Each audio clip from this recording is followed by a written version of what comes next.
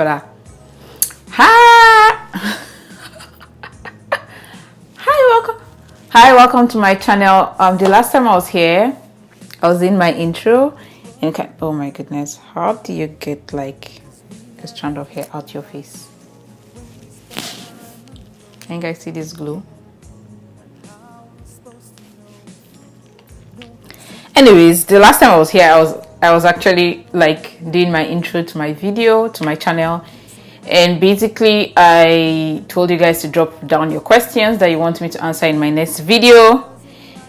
And although I did not get like a lot of questions, I actually got 3, which is a great start.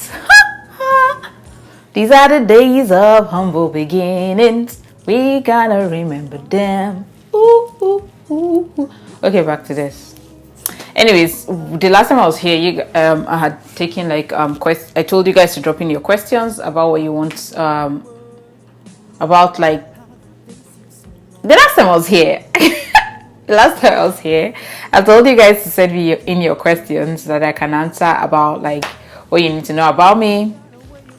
And basically, I'm just going to go through like one of the first questions. Someone asked, how do you stay positive?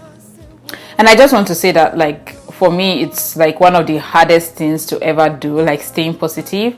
I don't know if you guys noticed this, but I've always talked about depression and suicide and like my mental health issues on my page, on my Instagram page, on my blog. And staying positive is not one of those attributes I just really think I have. But at the end of the day, I really think that I try to stay positive because I know that there are people who depend on me being positive to just like be positive too. So what I do to stay positive, I actually go through the Bible. The people would actually like wonder how, but I think like the Bible is complete because there are a lot of stories, a lot of people in the Bible who like went through their own phases, and it's just funny how God had like conversations with them and how they had their own personal relationship with God and how they had to stay motivated because God forgave them, either because of their sins or because of they had people to lead and they had to stay positive. And I think I just take a cue from them and I just apply that to my own life because I have a lot of people who look up to me. I have my younger ones, I have like my friends, and if you know me, I'm quite chatty. I talk a lot. Not a lot, but I kind of talk a lot. So like being positive and remaining positive, actually I get like energy because there are people who depend on me to like be happy or be positive so that I can actually kind of transfer that energy to them. And at the end of the day, it's actually harder for me to actually be positive because I have to make people happy, and somehow in my own heart I'm not happy. You understand that, but then at the end of the day, I'm kind of finding peace in my own solace, like knowing that I love being like alone sometimes, and I watch comedy and I watch Korean movies and I literally watch online comedies. I go to Bella Daija sometimes to just see the comments on other people's comments and how people comment on these things, and then those things just literally make me laugh. And someone else wanted to find out how to apply for a master's degree. Okay, I guess you guys realize right now that I'm in America. That's how they say it. I'm actually in the United States of America. But then I didn't just come here after planning like 2 months or 3 months. No, it was like a 3-year plan that got me here. So basically, if you want to apply for like your graduate studies, I would advise you to like start like 4 or 3 years ahead of time. Know the school you want to go to, be like sure of the course you want to read. For me, I actually wanted to read like media studies, new media, and when I spoke to my colleague in school about it, he was like, Grace, you cannot be spending that much money to go and be reading media studies. I'm not saying like media studies is not an important thing, but for me he knew just that I could challenge myself to take on harder courses, which is backfiring now, but I know that I got this. But and then I went online and I just kept on searching because I'm interested in, I have a business, I love blogging and I love communications, and I've done all these 3 things, and I just wanted an interdisciplinary course that would kind of, infuse like all these disciplines that are of interest to me into it. And actually started searching online, and I found Georgetown, and I found like communications, culture, and technology.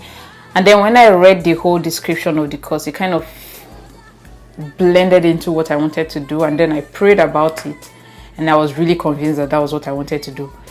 Now, for someone coming to America, for UK and other countries, I don't know if the same rules applied, but I had to write like a standardized test called GRE. To be honest, I did not prepare for my GRE, and that was not good, but I didn't fail, so which was great, but I didn't prepare for it and I didn't pass, which is not good, because like we need to be excellent in whatever we're doing. Because whenever I see my grades now and I see what I got, I'm like, Grace, you could actually do better, and I knew I could do better. But anyways, yeah, so you have to take like a GRE or a standardized test if you're coming to the United States. And what else? Yeah, I kind of started writing my application. I had to write like a mini project, like a writing sample. I had to get, when my GRE scores came in, I had to send it over to the school. I wrote like a statement like of interest to why I needed to go to the department. I kind of also attached like other documents of things that I had done that kind of distinguished me from other people that would make them consider me, because I had like Georgetown, it's one of those prestigious schools that I had to apply in, and I just needed to get in there. I had really prayed. I prayed for this admission. I prayed and I prayed and I prayed so hard. And finally, the admission came out, and guess what? I got in. But then I didn't have money to go. Another story. But then at the end of the day, I kind of started saving. Like I sent to the school an email to defer, and they were like very gracious enough to give me my wish. Then after deferring, I started saving up. You guys knew the whole process. I had to open like a GoFundMe account, which like made people lambast my life. Like, why do you think you need to go to America? Are you better than people going to University of Ekiti? Are you like, I got like all the whole replies, and if you guys notice right now, like I lost a lot of followers from that. I mean, it was one of those tough moments of my life. But then some of you pulled through, because you guys, I wouldn't have been here without you guys' help, to be honest. And yeah, and I'm here now. I had the visa part. You have to have like a bank statement to apply for like your visa. I think with visa you have to really pray, because sometimes you might just meet all the whole requirements, and the person sitting down at that table that day when you're going for the interview isn't aligned to God's will with your life, and then the person just says no even when you've met all the requirements. So basically you have to just really pray and trust God that when you go there and they're asking you all these weird questions, that you're able to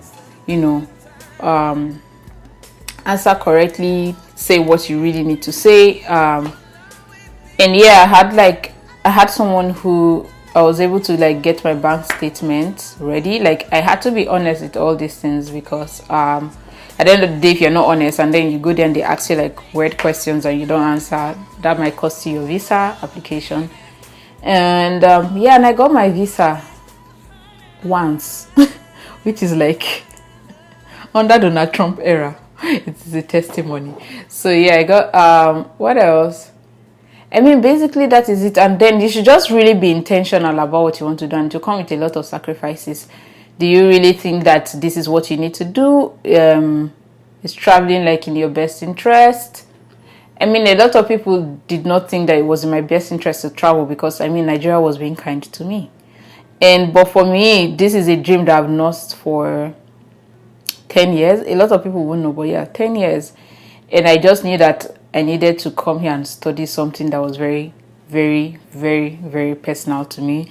And I know right now I might not be like doing well in my grades, but I'm still satisfied in was knowing that like I'm here doing what I really needed to do. I hope that answered your question. Another person asked how. So another question was, what are the perks of being in the US versus Nigeria, and how did you deal with culture shock? Okay. See, See, my first 3 weeks here in America, let me tell you what I literally thought. I was like, this is just Lagos exaggerated. Because there are less people probably, and the roads are organized, and then you have how will I call it? You have things in order, kind of, yeah. But then with time, I just kind of realized that there are a lot of things that are really, really different, from America and Nigeria. Totally different. The first things first, I would say that is different is people here don't care. So you're dying, no one cares. But no, I'm not joking. Like, people here don't care. Everybody carries their nose up and they mind their business. And I really understand why people kill themselves here, because like you're going through a lot and everybody is saying we did not come to this world together. Whereas in Nigeria, I don't know why we're losing that culture, but people care about each other in Nigeria. People care about each other a lot. You cannot like literally be going through a worst moment and you won't find somebody to talk to. What's what? The person will tell you, you think your problem is worse? Let me tell you about my own, But yeah, that's part of like one of the first things I noticed, that people like didn't care. And then, but over here, kind of things are so organized and there is no dust. Have like a lot of strong opinions. Like in class, a professor is teaching and someone's like, sorry, excuse me, I do not think that you can't do that nonsense in Nigeria. I mean, you want to fail, you will fail the whole semester, fail the whole course. Yeah, you will fail everything. But anyways, that was like one of those first things I saw, and I'm like, so I can actually talk back. And I'm still having a problem with that, because I literally do not, I find it difficult to like ask, like when I have problems, and go like and really talk to a professor. It's like open up, like do like it's my right to actually talk to you because I paid this particular amount of money. That's what they do here, but like that's not a culture in Nigeria. And it's actually, my stomach still, like, I literally almost have to die and resurrect every time I try to eat an American made food. So I run back to Maryland every weekend to cook Nigerian food, or eat, or have like Nigerian food made, so that I can survive. Like, people wonder why I run back home every weekend, so that I can survive. Like, I have to literally eat Nigerian food to survive. I didn't know that I loved my country that much until my body started telling me so. So basically, yes, but that's part of it. And yeah, those are the major things. I think like an organized system, their food, and see, this country, they have like a culture of maintenance. My school is about 300 years, but when you come in, everything still looks like it was built yesterday. And you can't see that with like structures in Nigeria. Things don't even last long.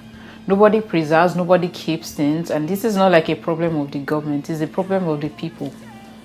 You build drainages, do not throw water or dirt inside the Nigerian people will say no. That drainage, we will pour water, we will pour dirty, we will pour things inside, and they won't do it. So basically that's like some of like the culture shock I've experienced.